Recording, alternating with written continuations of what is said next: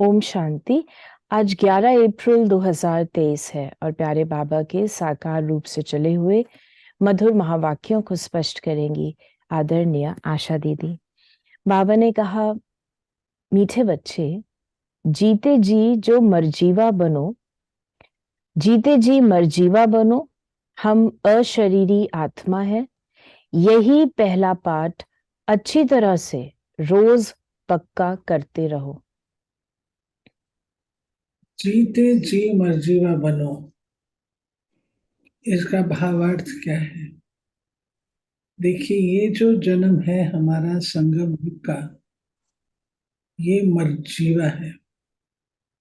मर्जीवा अर्थात पुराने कलयुगी जन्म से मर गए और नया जन्म हमको बाबा ने पवित्रता के आधार से दिया, अपने मुख से हमें अडॉप्ट किया और कहा कि तुम मेरे बच्चे हो। तो हमारा नया जन्म हुआ। तो बाबा कहते हैं, जब मरजीवा जन्म होता है तो क्या होता है? मरजीवा जन्म में जो पुराना होता है ना, जब बार बार याद आता है, क्योंकि आंखों से तो वो दिखता है, धारणा में नहीं हमारे आता है, आंखों से तो दिखता है। तो उस तरफ की आकर्षण भी कभी कभी होती है। लेकिन बाबा कहते हैं कि अगर कोई व्यक्ति मुर्दा हो गया, उसका पिछला जन्म गया, तो अगर वो बीच बीच में आंख खोल के देखे मुर्दा, तो आप क्या करेंगे? डर आप जाएंगे। डर भी जाएंगे और ठीक भी नहीं मानेंगे ना। ऐसे ही अगर हम बार बार अपने पुराने जन्म को याद करें, नए जन्म के सुखों में ना रहें, तो उसका नतीजा क्या होगा? फिर आज का प्रश्न है, संपूर्ण सरेंडर किसको कहा जाएगा? जो संपूर्ण सरेंडर है वो देही अभिमानी होंगे। ये देह भी हमारी नहीं। अभी हम नंगे बनते हैं, अर्थात तन मन धन जो कुछ है वो बाबा को अर्पण करते हैं। सब मेरा मेरा समाप्त कर पूरे ट्रस्टी होकर रहना ही संपूर्ण सरेंडर होना है। बाबा कहते, बच्चे मेरा बनकर सबसे ममत्व मिटा दो, धंधा धोरी करो, संभालो, माँ बाप की पालना का कर्जा उतारो, परंतु बाप की श्रीमत पर ट्रस्टी होकर। ये बाबा ने समझ लिए है कि तुमको रहना भी घर गृहस्थ में है, रहना भी संसार में है, रहना भी पुराने संबंधियों के साथ में है और नयों के साथ में भी है। लेकिन इन सबको करते हुए आपने अपने जीवन को कैसे चलाना है, वो बाबा ने विधि बताई है। और अगर उस श्रीमत पर हम चलते हैं तो हमारी सारी समस्याएं समाधान हो जाती है। हम श्रीमत पर क्यों नहीं चलते हैं? क्योंकि मन मत पर चलने के अभ्यस्त है, इसलिए तुरंत वो मन मत आती है सामने, श्रीमत भूल जाते। लेकिन अगर नए जीवन का कंपास मैंने श्रीमत पर सेट कर दिया है, तो सदा मेरी गाड़ी श्रीमत को ही अडॉप्ट करेगी। गीत है, दर पे आए हैं कसम ले। बच्चों ने गीत सुना, जरूर गीत में रहस्य भरा हुआ है। जो बाप बैठ इनका अर्थ समझाते हैं। इसको कहा जाता है जीते जी मरकर बाप का बनना। बाप का बनने के बाद फिर टीचर व गुरु करते हैं। ऐसे भी नहीं सभी लौकिक गुरु करते हैं, मेजॉरिटी गुरु करते हैं। बाबा ने कहा, अभी तुम बच्चे जानते हो, पहले पहले तो हम बाप के बनते हैं, अपना तन मन धन जो कुछ है बाबा को अर्पण करते हैं। जीते जी मरते हैं, अर्थात हम आत्मा उनका बनते हैं। ये बुद्धि में रहना चाहिए। जो भी मेरी मेरी वस्तु है, मेरा शरीर, मेरा धन दौलत संबंधी आदि जो कुछ है, भूलते हैं। मरने के बाद सब भूल जाता है। कितनी बड़ी मंजिल है। हम अशरीरी आत्मा है, ये पक्का करना है। ऐसे नहीं कि तुम शरीर छोड़ और मर पड़ते हो, नहीं, आत्मा कंप्लीट प्योर थोड़ी बनी है। भल ये बाप का बने हो, बाबा ने कहा भल बाप का बने हो, परंतु बाबा कहते हैं तुम्हारी आत्मा अपवित्र है, आत्मा के पंख टूटे हुए हैं। बाबा हम बच्चों को जो रेजुविनेट करते हैं वो आत्मा को करते हैं, शरीर को नहीं करते हैं। आत्मा का रेजुविनेशन होता है। तो आत्मा का रेजुविनेशन करने की विधि बाबा ने बताई कि स्वयं को बारंबार ये समझाओ कि मैं आत्मा हूँ और शरीरी हूँ, मैं आत्मा हूँ और शरीरी हूँ। ये मैंने अडॉप्ट किया है। बाबा ने समझाया है आत्मा है फ्लाइंग स्क्वाड, सबसे तीखी जाती है, उससे तीखी चीज कोई होती नहीं, आत्मा से कोई पहुंच नहीं सकता। पिछाड़ी में मच्छरों सदृश सब आत्माएं भागती हैं, कहाँ जाती हैं? बहुत दूर दूर, सूर्य चांद से भी पार, वहां से फिर लौटना नहीं है। उन्होंने उन्हों के रॉकेट आदि तो जाकर फिर लौट आते हैं, सूर्य तक तो पहुंच नहीं सकते। तुमको तो उनसे भी बहुत दूर जाना है, सूक्ष्म वतन से भी ऊपर मूल वतन में जाना है, झट चले जाते हैं। बाबा ने कहा हिसाब किताब चुकतू कर आत्मा पवित्र बन जाती है। इस कयामत के समय की महिमा बहुत लिखी हुई है। देखिए, आत्मा तभी फ्लाई कर सकती है जब आत्मा हल्की है। तो वो बाबा ने बताया है हिसाब किताब चुकतो करने। हिसाब किताब चुकतो कैसे होंगे? श्रेष्ठ कर्मों से। और जो पुराने वाले हैं विकर्म, उनको हम रिपीट ना करें। अगर हम पुराने विकर्मों को रिपीट करेंगे और नए पुण्य कर्म कमाएंगे नहीं तो हमारे हिसाब किताब चुकते नहीं होंगे। हिसाब किताब चुकते नहीं होंगे तो आत्मा फ्लाई नहीं कर सकती है मूल वतन को। वो एक हमारा स्वप्न ही रह जाएगा और बाद में फिर मार खा करके जाना पड़ेगा।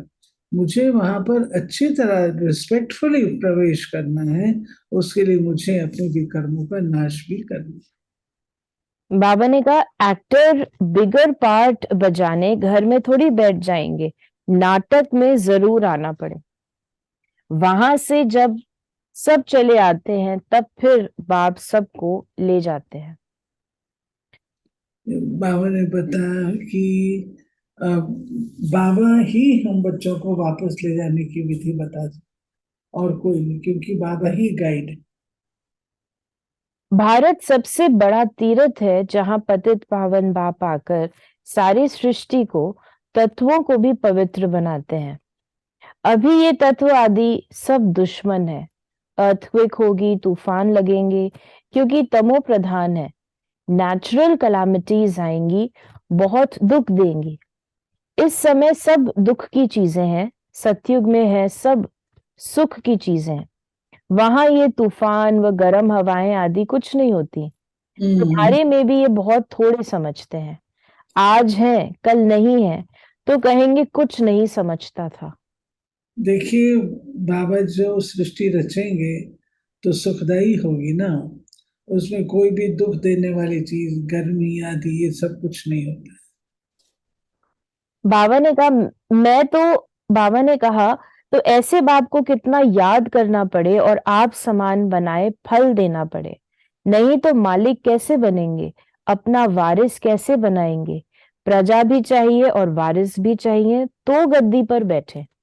बाबा के पास तो बहुत आते हैं, फिर फारगती दे देते हैं, बुद्धि का योग टूटा, खेल खत्म। फिर बाबा ने कहा कई बच्चे बाबा से आकर पूछते हैं बाबा अवस्था को कैसे जमाए, कोई तूफान न लगे। उन्हों को तो रास्ता बतलाते ही रहते हैं कि बाप को याद करो, तूफान तो लगेंगे ही। बॉक्सिंग में ऐसा कब देखा जो एक ही थप्पड़ खाता रहे? तो बाबा ने कहा ये माया से कुश्ती है। फिर बाबा ने हम बच्चों को कहा कि बुद्धि योग लगाने में माया बहुत विघ्न डालती है, मेहनत ये सारी ये योग में है। ये सेंटेंस कि बुद्धि योग लगाने में माया बिगड़ डालती है। सारा काम बुद्धि का है, मन और बुद्धि का है। बुद्धि को क्यों लिया गया? क्योंकि बुद्धि डिसाइड करती है। हाँ, और हर व्यक्ति अपन को सबसे ज्यादा समझदार समझता, तो बुद्धि और समझ पर्याय, तो उसमें ही माया इंटरफेयर करेगी, उसको ही गोल घुमाएगी।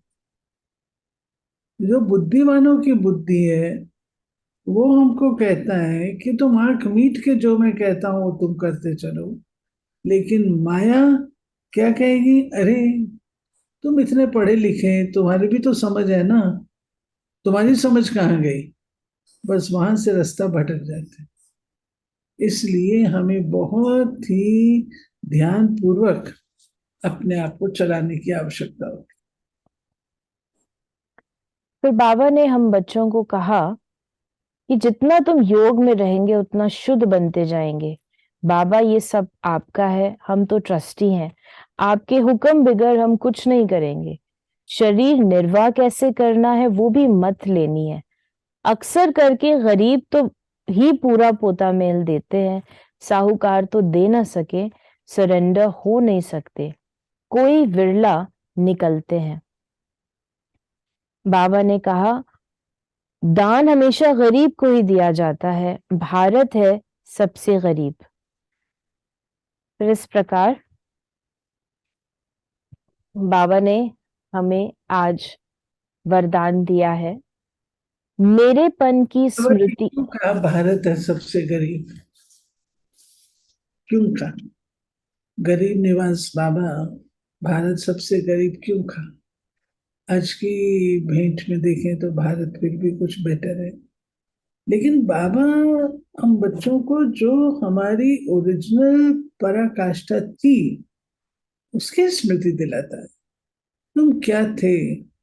अगर कोई बहुत राजा रंक बन जाए तो उसको क्या कहेंगे? बेशक उसके पास धन संपत्ति है, लेकिन क्या कहेंगे? लुट गया ना। ऐसे ही परमात्मा हम बच्चों को समझाते हैं, तुम क्या थे, क्या तुम्हारा था, स्वरूप था, क्या से क्या तुम बन गए, तो भारत सबसे गरीब बन गया ना। चारित्रिक गरीबी आई, नैतिक गरीबी आई, आर्थिक गरीबी आई, हर चीज की गरीबी आई। और जब चारित्रिक गरीबी आ जाती है तब शिव बाबा को आना पड़ता है। बाबा ने आज वरदान दिया, मेरेपन की स्मृति से स्नेह और रहम की दृष्टि प्राप्त करने वाले समर्थी संपन्न भव। जो बच्चे बाप को पहचान कर दिल से एक बार भी मेरा बाबा कहते हैं, तो रहम के सागर बाप दादा ऐसे बच्चों को रिटर्न में पदम गुणा उसी रूहानी प्यार से देखते हैं। रहम और स्नेह की दृष्टि उन्हें सदा आगे बढ़ाती रहती है। यही रूहानी मेरेपन की स्मृति ऐसे बच्चों के लिए समर्थी भरने की आशीर्वाद बन जाती है। बाप दादा को मुख से आशीर्वाद देने की आवश्यकता नहीं पड़ती है, लेकिन सूक्ष्म स्नेह के संकल्प से हर बच्चे की पालना होती रहती है। ये बहुत इम्पोर्टेंट बात है कि बाबा कोई मुख से हमको आशीर्वाद नहीं देते हैं, लेकिन जो बाबा की दुआएं होती हैं, भावनाएं होती हैं, जो संकल्प हम बच्चों के प्रति होते हैं, वही वरदान का स्वरूप कहो, वही दुआओं का स्वरूप कहो, वही आशीर्वाद का स्वरूप कहो बन जाते और स्लोगन है, जो बाप के प्यारे हैं उनका अन्य किसी व्यक्ति व वैभव से प्यार हो नहीं सकता। तो ये थे बाबा के आज के मधुर महावाक्यों का स्पष्टीकरण। यदि आपके मन में कोई भी सवाल है तो उसे मैसेज या व्हाट्सएप करें 8826599309 पर। ओम शांति।